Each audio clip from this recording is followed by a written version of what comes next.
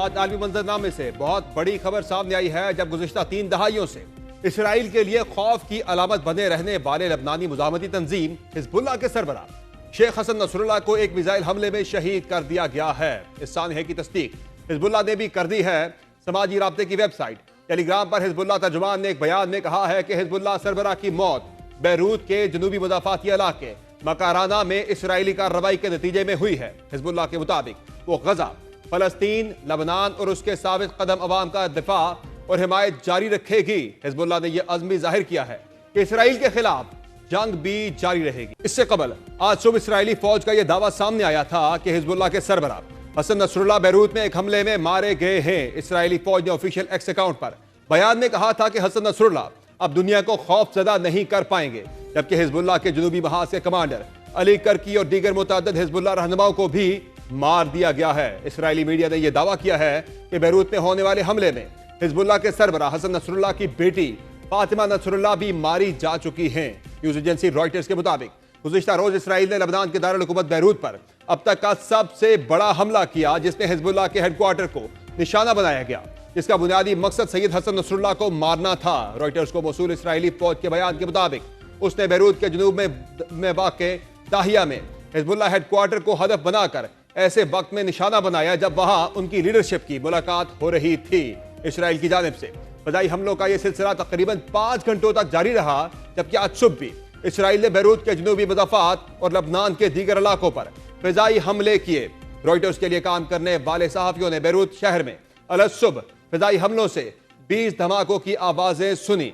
वाज़ेह रहे कि हसन नसरुल्लाह को निशाना बनाने के लिए इसराइली तैयारों ने गुज़िश्ता रोज बैरूत में एक साथ 15 बंकर बस्टर मिसाइल दागे थे, जिससे 6 इमारतें तबाह, 8 अफराद शहीद और 91 अफराद जख्मी हुए थे।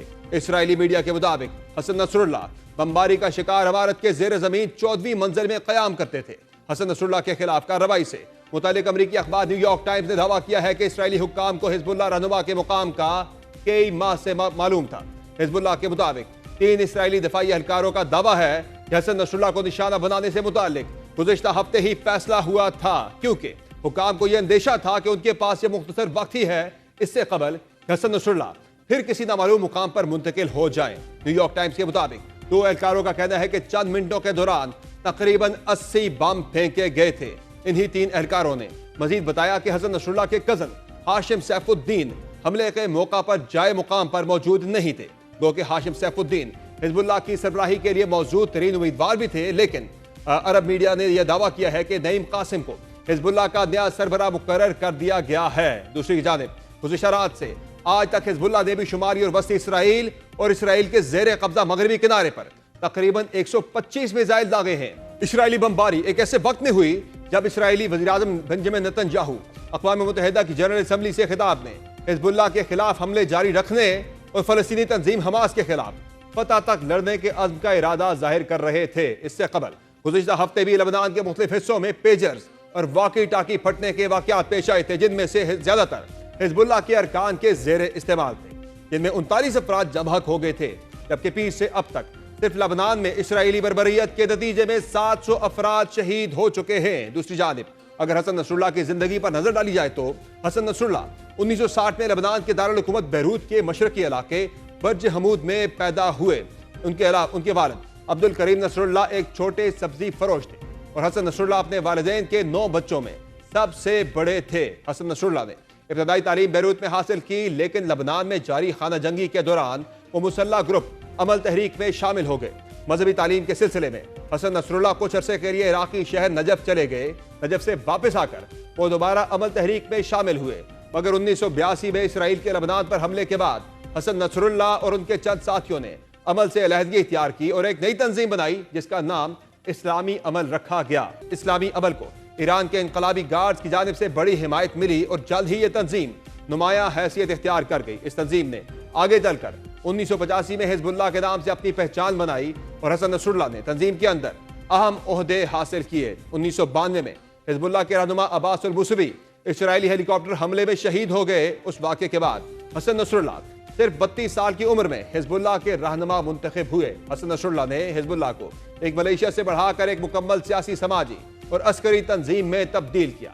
1997 में उनके बड़े बेटे हादी नसरुल्लाह इसराइल के साथ एक झड़प में शहीद हो गए। हसन नसरुल्लाह की क़यादत में हिजबुल्लाह ने इसराइल के खिलाफ बेहतरीन मुज़ाहमती हिकमत अमली अपनाई और साल 2000 में 22 साल बाद इसराइली फौज को जनूबी लबनान से इनखला पर मजबूर कर दिया। हिजबुल्लाह ने 7 अक्टूबर 2023 को हमास के इसराइल पर हमले के एक दिन बाद इसराइल पर हमले शुरू किए थे, जिसके बारे में कहा गया था कि यह गजा में फलस्तीनी जंगजुओं की मदद के लिए इसराइली फौज को दबाव में लाने की कोशिश थी। जिसके बाद इसराइल ने जवाबी कार्रवाई करते हुए लबनान पर फिजाई हमले किए और गुज़िश्ता एक साल के दौरान इस तनाज़े में मुसलसल शिद्दत आई है और अब हसन नसरुल्लाह की शहादत के बाद यह तनाज़ा मजीद बढ़ने का अंदेशा है। इसीलिए इसराइल की फौज मजीद रिजर्व एहलकारों को मुतहर्रिक कर रही है ताकि मुमकिना तौर पर लबनान में जमीनी कार्रवाई की जाए। दूसरी जानिब इस मामले पर ईरान की जानिब से भी शदीद रद्द अमल सामने आ रहा है।